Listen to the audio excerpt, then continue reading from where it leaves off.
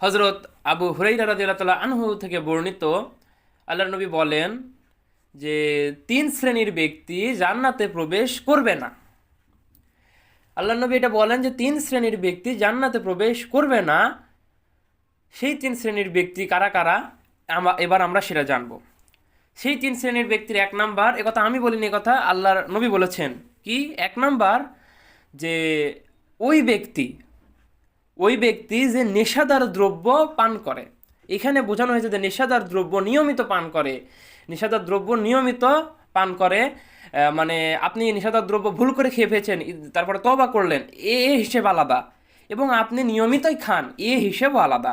আপনি যদি নিয়মিত খান, আল্লাহ নবী এই কথা বলেছেন, ওই ব্যক্তি যে নেশাদার দ্রব্য পান করে, বিড়ি, সিগারেট, তামাক, দরজা, গুল, মদ, ফেন্সিডিল, এই ধরনের বিষয়বস্তু যেগুলো নিয়মিত খাওয়া হয়, ওই ব্যক্তি যে নেশাদার দ্রব্য পান করে। 2, আল্লাহ নবী বলেন ওই মহিলা যে পুরুষের পোশাক পরে, ওই মহিলা যে পুরুষের পোশাক পরে। ইদানিং দেখা যায় যে অধিকাংশই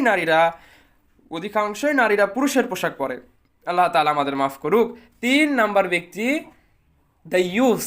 দাইয়ুস সবসময় ছেলেরা হয়, দাইয়ুস মেয়ের হতে পারে না। দাইয়ুস কি?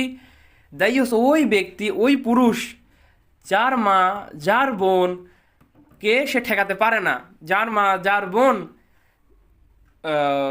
অসভ্যতামি করে বেড়ায়, অভদ্রতামি করে বেড়ায়, যার বোন, যার মা নামাজ পড়ে না, সলাৎ আদায় করে না, সিয়াম রাখে না, কিন্তু সে নামাজ আদায় করে, কিন্তু তার মা বোনকে সে সামলাতে পারে না। এই হলো দাইয়ুস। আল্লাহ নবী বলেন দাইয়ুস সে জান্নাতে প্রবেশ করবে না। তো এক পলকে আমরা আবার এই হাদিসটা শুনে নিই। হযরত আবু হুরায়রা রাদিয়াল্লাহু তাআলা আনহু বলেন, আল্লাহর নবী বলেছেন 3 ধরনের ব্যক্তি জান্নাতে প্রবেশ করবে না। আবু হুরায়রা রাদিয়াল্লাহু তাআলা আনহু বলেন, আল্লাহর নবী বলেছেন 3 ধরনের ব্যক্তি জান্নাতে প্রবেশ করবে না। 1, যে নিয়মিত নেশাদার দ্রব্য পান করে। 2, ওই মহিলা যে পুরুষের পোশাক পরিধান করে। 3, দাইয়ুস সেই ছেলেরা, যেই যুবকরা বা যেই ছেলেরা তাদের মা বোনকে সামলাতে পারে না।